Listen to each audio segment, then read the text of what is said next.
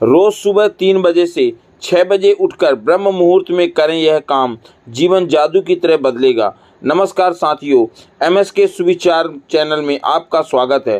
क्या आपने कभी सोचा है कि हमारे महापुरुष क्यों कहते थे, जो जागता है वह पाता है, जो सोता है वह खोता है। हम सभी ने अपने परिवार के बुजुर्गों से यह बात जरूर सुनी होगी कि सुबह जल्दी उठने से अनेक लाभ होते हैं। माताएं अपने बच्चों को खुद ही सुबह जगाती हैं, लेकिन हमारी नई पीढ़ी रात को देर तक जागना और सुबह देर तक सोना एक फैशन की तरह मानती है। परंतु हमारे बुजुर्ग जो सुबह जल्दी उठने की बातें कहते हैं, उनके पीछे केवल सलाह नहीं बल्कि एक गहरी आध्यात्मिक दृष्टि छुपी हुई है। विज्ञान भी यह मानता है कि सुबह का समय, जिसे हम ब्रह्म मुहूर्त कहते हैं, हमारे मस्तिष्क और प्रकृति के वातावरण के साथ सकारात्मक ऊर्जा का संचार करता है। इस समय उठने में वह व्यक्ति की ऊर्जा तरंगे प्रकृति से जुड़ी जाती हैं, जिससे हर कार्य सहज और सकारात्मक ढंग से होता है। जो भी प्रार्थना या ध्यान इस समय किया जाता है, वह व्यक्ति को सफलता और सकारात्मक प्रदान करता है। एक प्रसिद्ध कथा है जो इस ब्रह्म मुहूर्त के रहस्य और वे एक विशेष ध्यान विधि का उल्लेख करती है। यदि कोई व्यक्ति इस ध्यान विधि को 21 दिन तक अपनाता है, तो वह अपने सपनों को साकार कर सकता है और उसे ब्रह्मांड की विशेष शक्तियों का सहारा मिलने लगता है। इसके साथ वह व्यक्ति मानसिक स्थिरता और बुद्धिमानी का अनुभव करने लगता है। तो आइए मैं आपको इस कथा के माध्यम से ब्रह्म मुहूर्त के गुण, रहस्यों और उस विशेष स्थान विधि के बारे में बताता हूँ, जिससे आप अपनी जीवन यात्रा को नई ऊंचाइयों पर ले जा सकते हैं। एक समय की बात है, नारद जी आकाश मार्ग से जा रहे थे जब उनकी भेंट इंद्रदेव से हुई और इंद्रदेव ने नारद जी से पूछा कि हे नारद जी, मैंने देखा है कि जो मनुष्य ब्रह्म मुहूर्त के समय में जागता है वह बहुत सुखी और सफल रहता है। इसका रहस्य क्या है? नारद जी के पास इस प्रश्न का कोई उत्तर नहीं था, इसीलिए उन्होंने कहा, हे इंद्रदेव, मैं आपके प्रश्न का उत्तर कल दूंगा। इसके बाद नारद जी सीधे भगवान श्री कृष्ण की नगरी वृंदावन की ओर चल पड़े। वृंदावन पहुंचकर उन्होंने देखा कि भगवान श्री कृष्ण एक पेड़ के नीचे खड़े होकर बांसुरी बजा रहे थे। जैसे ही नारद वहां पहुंचे, श्री कृष्ण ने बांसुरी बजाना बंद कर दिया और मुस्कुराते हुए बोले, हे नारद, आप चिंतित दिखाई दे रहे हैं, किस बात की चिंता है? नारद जी की विनम्रता से कहा, हे भगवान, आज मैं आकाश मार्ग से बैकुंठ लोक जा रहा था, तभी मार्ग में मेरी भेंट देवराज इंद्र से हुई। उन्होंने मुझसे पूछा कि जो लोग सुबह सुबह ब्रह्म मुहूर्त में उठते हैं, वे सभी इतने प्रसन्न और सफल क्यों होते हैं? इस प्रश्न का उत्तर मुझे नहीं पता था, इसलिए आपके पास इसे जानने आ गया हूँ। भगवान श्री कृष्ण ने मुस्कुराते हुए कहा, हे नारद, इंद्रदेव ने आपसे यह प्रश्न पूछकर मानव जाति का कल्याण करने का मार्ग खोला है। कलयुग में यह प्रश्न हर व्यक्ति के जीवन में उसी प्रकार महत्वपूर्ण है जैसे उनके शरीर में जीवन की ऊर्जा। मैं आपको इस प्रश्न का उत्तर एक कथा के माध्यम से दूंगा। यह कथा जो भी है मनुष्य सुनेगा, उसके जीवन में सकारात्मक परिवर्तन आएगा और ब्रह्म मुहूर्त का रहस्य जानकर वह अपने जीवन को सफल बना सकेगा। नारद जी ने श्रद्धा पूर्वक कहा, हे भगवान, मैं इस कथा को ध्यान पूर्वक सुनूंगा और इसे समस्त लोकों में फैला दूंगा। तब भगवान श्री कृष्ण ने कथा सुनानी प्रारंभ की। एक समय की बात है, एक नगर में एक लड़का रहता था। वह लड़का अच्छा था, लेकिन उसकी एक खराब आदत थी, वह देर तक सोता रहता था। सुबह उसे जागने के लिए लाखों प्रयास किए जाते थे, किंतु सबने हार मान ली। वह लड़का कभी 9 बजे पहले उठता और नहीं उठता भी, उसके बाद भी नहीं उठता था। जब वह बालक था तब परिवार ने सोचा कि जब यह बड़ा हो जाएगा तो इसकी आदतों में सुधार हो जाएगा, किंतु वह लड़का जैसे तैसे बड़ा हो गया और उसकी यह आदत और भी ज़्यादा गहरी होती गई और दुनिया इधर से उधर हो गई। लेकिन वह लड़का कभी जल्दी नहीं उठ पाता था। उसके पिता उसकी इस आदत से बहुत ज़्यादा परेशान रहने लगे। उस लड़के को ढेर नकारात्मक शक्तियों ने घेर रखा था। वह सभी को पलटकर जवाब देता था और दिन भर उदास रहता था। इसका असर उसके स्वास्थ्य पर भी पड़ रहा था। जब उस लड़के को यह पता लगा कि उसके सारे मित्र सफलता को प्राप्त कर चुके हैं, तब वह और भी ज़्यादा दुखी हो गया।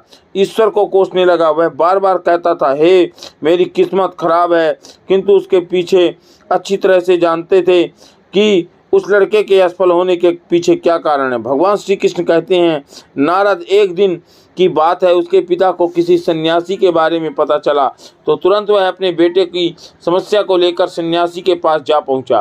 पिता ने उस सन्यासी को बड़े ही विस्तार से अपने बेटे की आदतों के बारे में बताया और बताया कि इसकी गलती हमारी ही है। पहले हम इससे उठाते नहीं थे सुबह से, और ये धीरे धीरे आलसी होता गया और ये आप अपनी आदतें बिगाड़ लिया है, और इसका कारण तो हमारी है। पर हे सन्यासी, आप कृपा करिए और मुझे कुछ ज्ञान दीजिए ताकि मैं अपने बच्चे को सुधार सकूं, अपने लड़के को एक उज्जवल भविष्य दे सकूं और उसे सही मार्ग दिखा सकूं।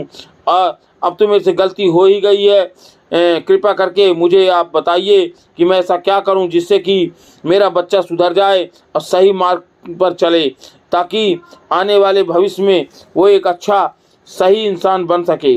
तो इस आश्रम में आने को कहिए। पिता घर की ओर चला गया। उन्हें पता था कि वह सीधे तरीके से बेटे से सन्यासी मिलने के लिए कहेंगे तो वह कभी तैयार नहीं होगा। तो उन्होंने बेटे को अपने पास बुलाया और कहा, तुम्हारे सारे मित्र जीवन में सफलता प्राप्त कर चुके हैं और क्या तुम सफल नहीं होना चाहते हो? लड़के ने उत्तर दिया, जरूर पिताजी, किंतु जब भी मैं अपने मित्रों से उनकी सफलता का रहस्य पूछता हूँ तब वे मुझे कुछ नहीं बताते हैं। पिताजी मैं क्या करूँ? आप ही बताइए मैं क्या करूँ और कौन सा रास्ता है? तो पिताजी ने कहा कि मुझे यह रहस्य पता चल गया है कि वह सभी क्यों सफल होते जा रहे हैं। लड़के ने बड़ी उत्सुकता से इसके बारे में पूछा, क्या पता चला है पिताजी? पिताजी कृपया मुझे बताइए, वह कौन रहस्य है जिससे मैं कुछ कर सकूं। तो पिताजी ने कहा कि कल सुबह तुम्हें एक सन्यासी के आश्रम में जाना होगा और उनसे मिलना होगा। यदि तुम वहां पर समय से पहुंच गए तो वह सन्यासी तुम्हें एक ऐसा मंत्र देंगे जिससे तुम सफल हो जाओगे और तुम अच्छे नागरिक बन सकोगे और तुम्हारे पास भी पैसे होंगे और तुम भी एक अच्छा व्यवसाय चालू कर सकते हो और तरक्की कर सकते हो और अपना जीवन सफल कर सकते हो। तो किंतु समस्या एक ही है। लड़के ने पूछा, क्या समस्या है? पिताजी ने कहा, जब तुम सोकर उठो तब सन्यासी से मिलने का समय समाप्त हो जाता है। लड़के ने कहा कि पिताजी मैं कल पूरी रात जागूंगा और सुबह सन्यासी से मिलकर आऊँगा। तो पिताजी ने कहा, देखो कहीं ऐसी गलती मत कर बैठना कि सोते रह जाओ और वो समय चला जाए। पिताजी ने कहा, ठीक है, अगर ऐसा है तो ठीक है, सदैव उस सन्यासी की आज्ञा को मानना।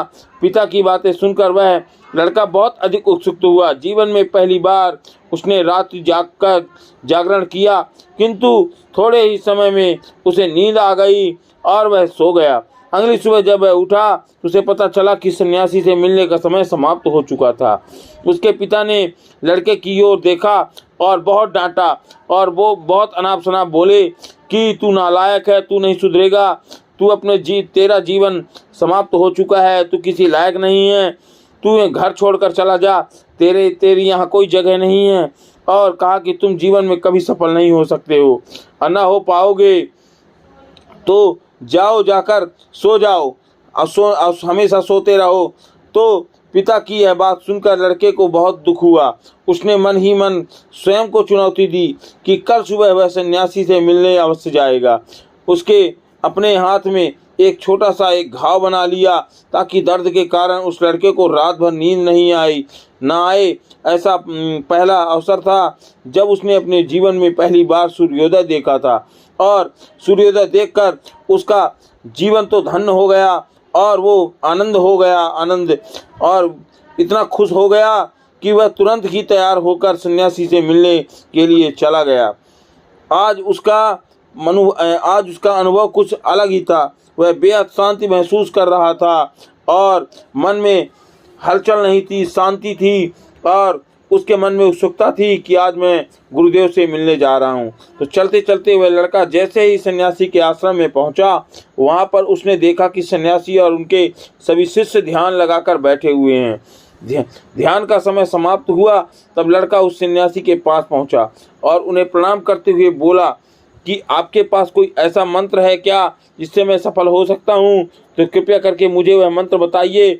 सन्यासी गुस्से में देखने लगे कि ये कैसा प्रश्न कर रहे हो, अभी आप हो कौन और कहाँ से आए हो, और अपने मित्रों के समान सफल होना चाहते हो तो पहले तो ध्यान लगाकर बैठो सामने, और जब तक मैं न कहूँ उठना नहीं, और अच्छा जीवन जीना चाहते हो। तो सन्यासी मुस्कुराए, फिर बोले, मैं इसलिए ऐसा कठोर शब्द बोला ताकि तुम अच्छी आदतों को सीख सको और ग्रहण कर सको। और बोले, अच्छा तो तुम वही बालक हो ना, तुम्हारे पिता मुझसे मिलने आए थे और उन्होंने तुम्हारे विषय में मुझे सब कुछ बताया। मैं तुम्हें वह मंत्र अवश्य बताऊंगा, लेकिन कुछ है जो मैं कहूँ वो तुम्हें करना होगा। अब लड़के ने जैसे ही किंतु शब्द सुना तो लड़का घबरा गया। उसने पूछा, किंतु क्या गुरुदेव? तब सन्यासी बोले, मैं तुम्हें वह मंत्र बताऊंगा कि अगले 21 दिन तक तुम्हें मैं करना क्या है और तुम्हें मेरी आज्ञा माननी होगी, और मैं तुम्हें वह मंत्र 21 दिनों के बाद बताऊंगा।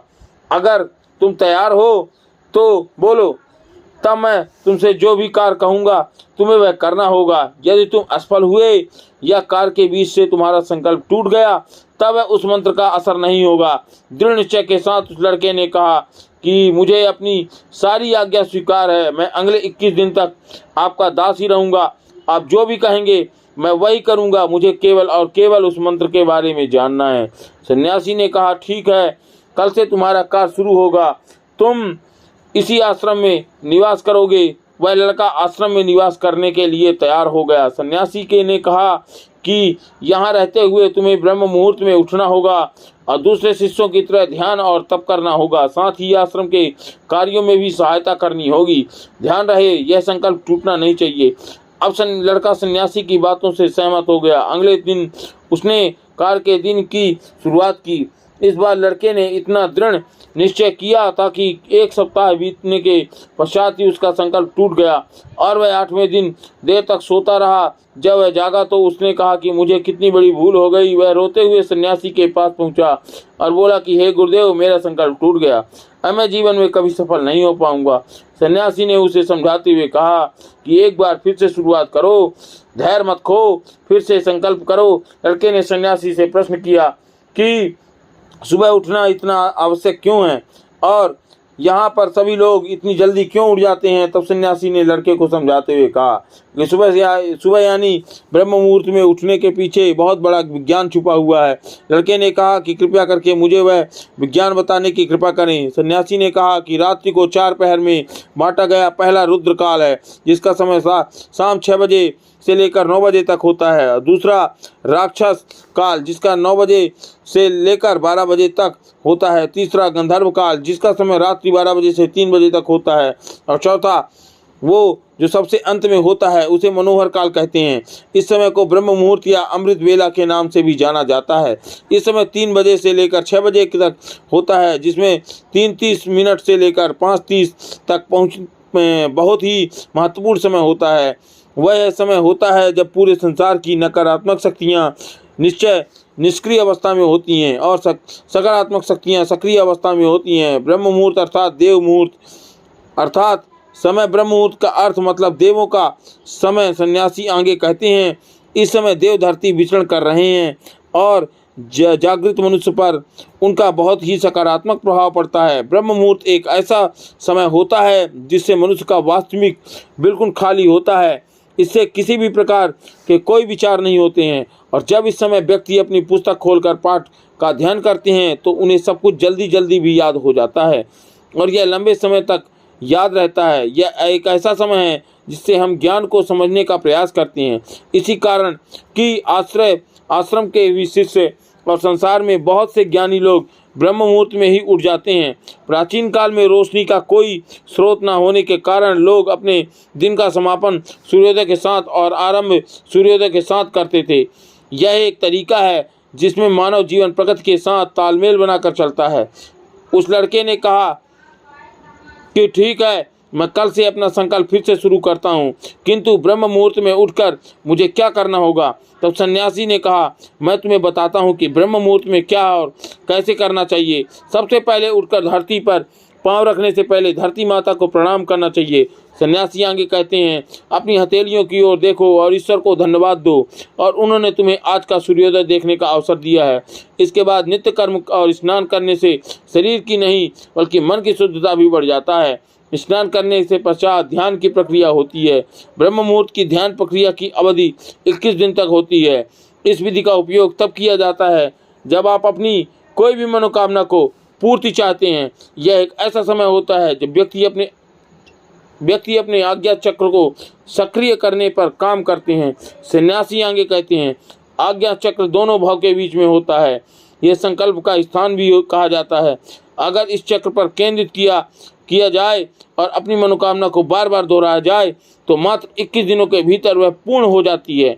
अगर आपको मन में कोई अधूरी कामना है और आपका को उसी पूरा करना है, तब सबसे पहले उस मनोकामना का स्पष्टीकरण कर लें और आपको यह चाहिए यह निर्णय अवश्य कर लें।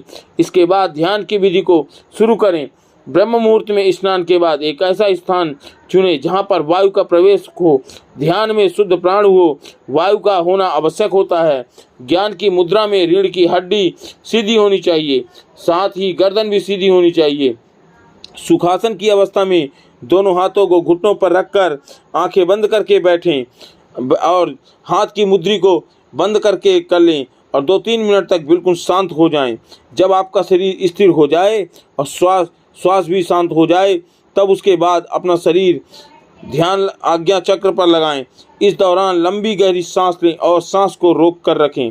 इस समय आपकी इच्छा को मन ही मन दोहराएं। अपने मन की आंखों से इष्ट देव और देवताओं को चिंतन करें।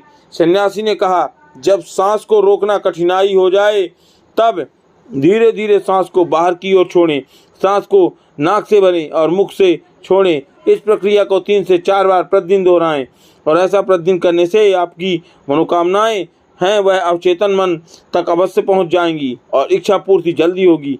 आज्ञा चक्र सक्रिय होता है और हमारी आज्ञा को पूरा करता है। सांस को रोक कर रखने के दौरान शरीर में आपातकाल स्थित हो जाती है, जिससे कि अब बेकार की बातें सोचने और विचार करने से बचते हैं। इससे मन की एकाग्रता बढ़ती है, तब इच्छाएं अवचेतन मन को पहुंचाती हैं। ब्रह्म मुहूर्त के समय पर ईश्वर की विशेष कृपा होती है और कोई भी व्यक्ति जब अपनी मनोकामना को इस समय दोहराता है तो उसकी इच्छा जल्द ही पूरी हो जाती है।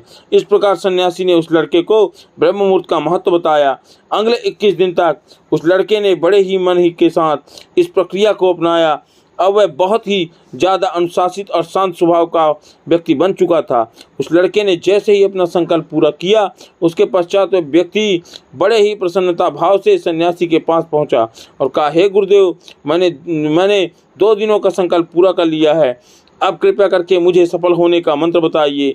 तब उस सन्यासी ने मुस्कुराते हुए कहा, पिछले 21 दिनों से जो भी अभ्यास तुम करते आ रहे हो वह तुम्हारी सफलता का मंत्र है। जो व्यक्ति ब्रह्म मुहूर्त में उठकर ध्यान प्रक्रिया को सही से करते हैं वह जीवन में कभी असफल नहीं होते। तुम्हें ब्रह्म मुहूर्त का रहस्य पता चल चुका है, अब इसे जीवन भर करो। तुम्हें जीवन के लक्ष्य और सफलता दोनों प्राप्त होंगे।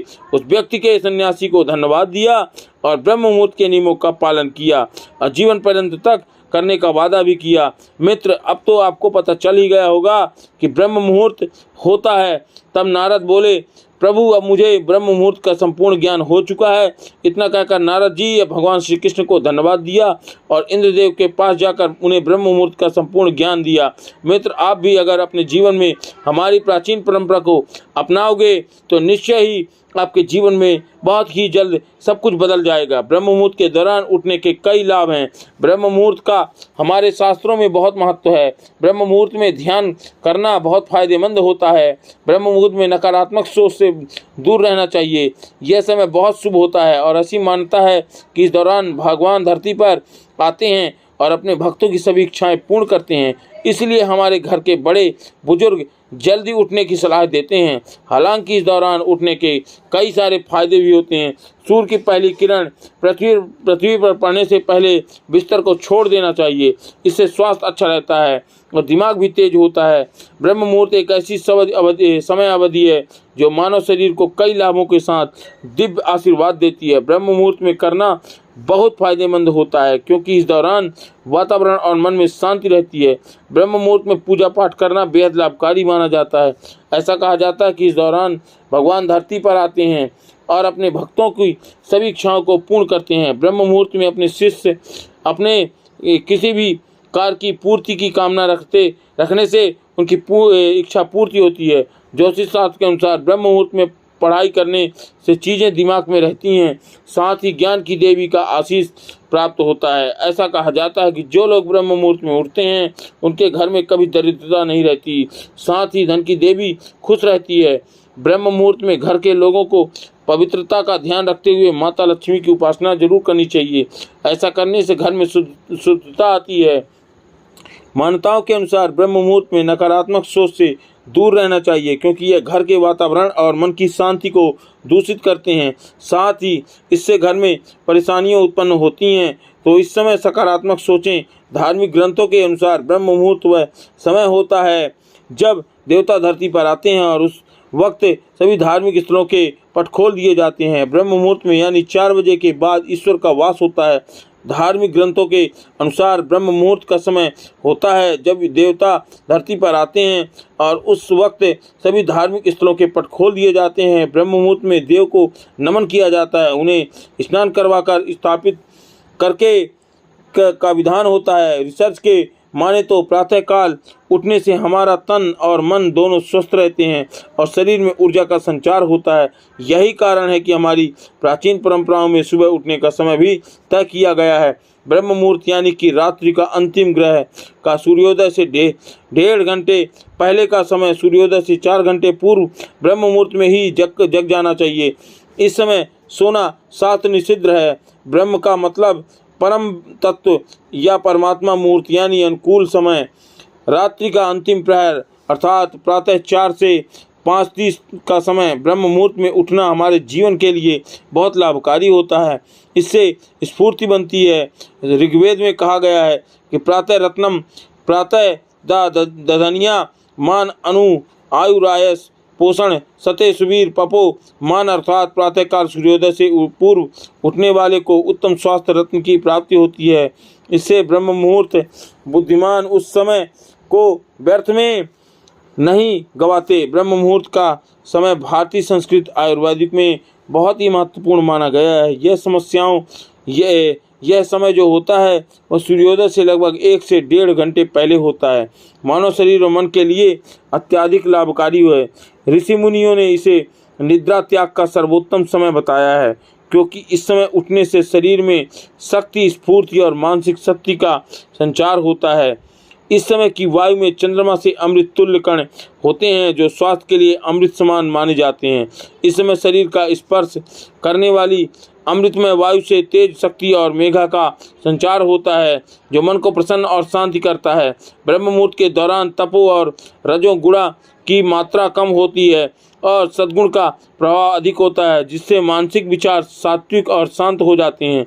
इस समय की गई ध्यान साधना और आत्मचिंतन मन को स्थिरता को प्रदान करता है और मानसिक संतुलन को बढ़ाता है। आयुर्वेदिक के अनुसार देर रात तक जागने और सुबह देर से उठने पर व्यक्ति का इस लाभकारी वायु से वंचित रह जाता है, जो शरीर और मानसिक स्वास्थ्य पर नकारात्मक प्रभाव डाल सकता है। ब्रह्म मुहूर्त में किया गया स्नान सर्वश्रेष्ठ फल देता है।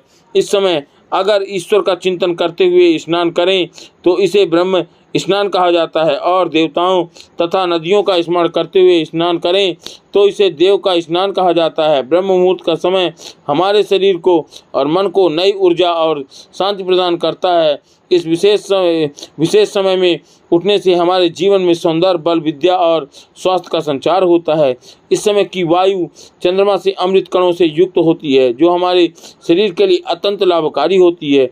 मन को प्रसन्न और शांत रखने के लिए यह समय सर्वोत्तम होता है, जो हमें भीतर से मजबूत और आत्मिक बलवान बनाता है। आयुर्वेद के अनुसार इस काल में किया गया स्नान और चिंतन शरीर व मानसिक स्वास्थ्य के लिए अमृत के समान होता है। प्राचीन मुनियों और योगियों ने भी इस समय के महत्व को समझा है और इसी समय जागकर आत्मिक और शारीरिक संतुलन को बढ़ाया है। इसलिए हमें भी इस अद्भुत समय का लाभ उठाकर अपने जीवन को स्वस्थ, सुखी और संतुलन बनाना चाहिए। यदि आपके मन में कोई प्रश्न हो तो उसे कमेंट में अवश्य पूछ लें। मैं आपके हर कमेंट का उत्तर दूंगा, अगली वीडियो में लेकर आऊँगा।